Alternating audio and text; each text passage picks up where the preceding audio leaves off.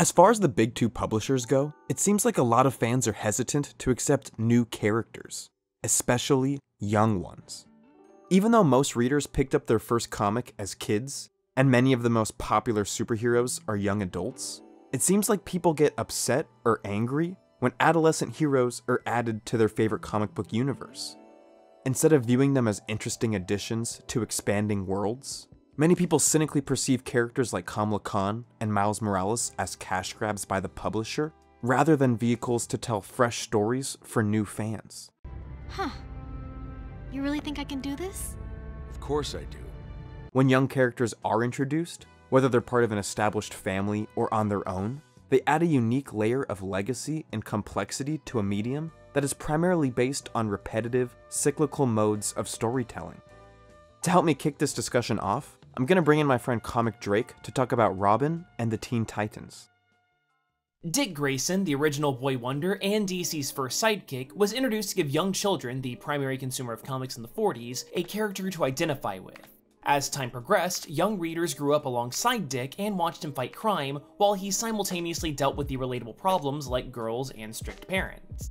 Not only do his realistic problems make it easier for readers to empathize with Robin because they understand his struggles, but it also shows that no one is perfect, and that even superheroes feel the stress of juggling multiple commitments. Ever since, every new young character who is introduced helps extend that net just a little bit. Grayson's resilience and positivity made him a great role model, but the problems that he faces now aren't very relatable to children first learning about the character. By introducing more young heroes who face their own struggles and have their own unique perspectives, comic publishers ensure that the next generation of fans can feel connected to the material. Having Damian Wayne as Robin these days doesn't decrease the value or enjoyment of those classic books where Dick donned the Robin costume. It just allows new readers to still see themselves on the page, while at the same time allowing Dick to move forward and feel more relatable to a completely different group of fans.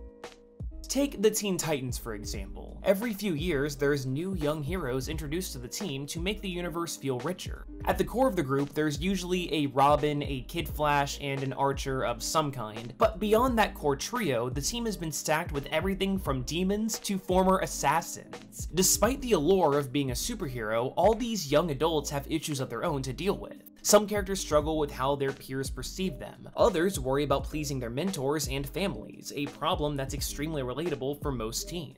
So take an iconic character like Starfire. She's now considered somewhat of a comic relief character due to the way that she's constantly framed as a fish out of water. But when she was first introduced, Starfire had to deal with the very real and emotional threat of her sister's betrayal and being alone in a strange, literally alien place. But over the years, she's grown more certain with herself and her position in the DC universe, blossoming into a leader who helps shepherd the next generations of heroes, signaling to people everywhere that they can overcome their personal struggles and help others to do the same. I actually have a lot more to say on sidekicks and other young superheroes, but I think I'll save that for my video, which is the second half to this collab with So It Goes. Anyway, back to you, man. The Marvel Universe might not have too many legacy characters, something they seem increasingly intent on fixing, but introducing fresh, diverse takes on some of their most established heroes sends readers a message that anyone, no matter how big or small, can make a difference.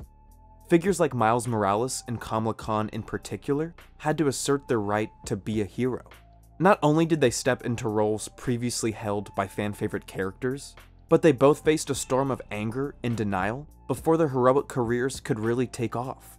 Phrases like "that's not my Spider-Man," or "they only introduced her because she's Muslim," permeated online discussion, and even celebrities like Conan O'Brien prematurely chimed in before the characters had time to develop. While writing this video, I tweeted at Marv Wolfman to ask if he faced similar backlash while developing heroes in the 70s and 80s. The creator of current fan favorites like Cyborg and Raven, Wolfman said that people judged the characters before they were introduced, and many fans complained that they were not their Titans. Decades later, Wolfman's run on New Teen Titans is one of the most beloved comics of all time, and his contributions to the DCU are still thriving in various forms of media, demonstrating that upset fans need to step back and give new characters a chance to breathe before jumping to conclusions. While the DC universe is full of sidekicks, Marvel's younger heroes don't typically have mentors pushing them forward. The primary exception to that norm is Bucky Barnes, Captain America's 15-year-old sidekick who lost his life following Cap into battle. Stan Lee, the creator of countless Marvel characters, had a bit of a problem with sidekicks, so he kept them out of his books.